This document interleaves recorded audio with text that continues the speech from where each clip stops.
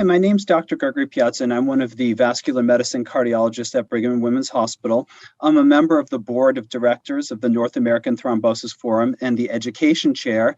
And today in Clot Chronicles, we're going to be talking about a risk score for identifying patients at increased risk of major bleeding early in treatment for pulmonary embolism.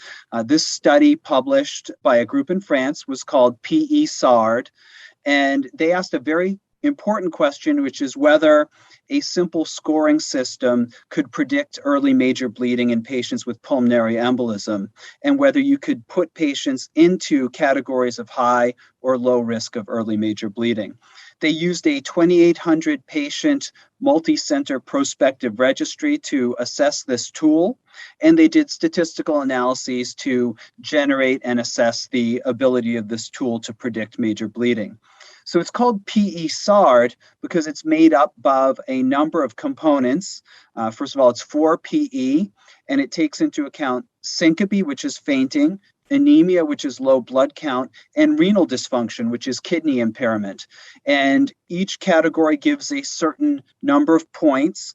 And using this system, they were able to divide their population of PE patients into patients with a score of 0, which were low risk of bleeding. That was about 50% of the population.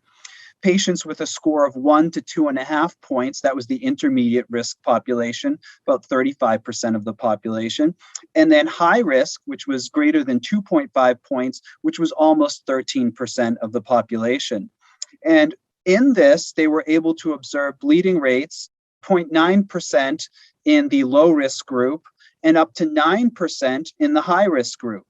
And so it was very good at distinguishing the risk of bleeding and comparing it to other scores that have been used, something called VTE bleed, the RETI score, or the BAC score. They found that PE-SARD was able to classify a higher proportion of patients into the higher risk category.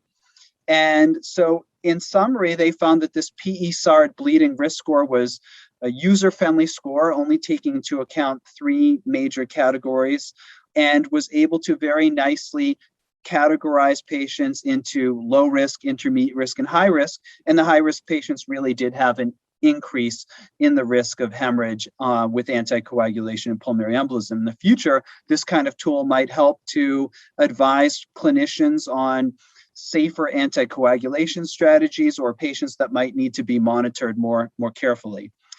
Thank you very much, and I hope you enjoyed this discussion of PE-SARD.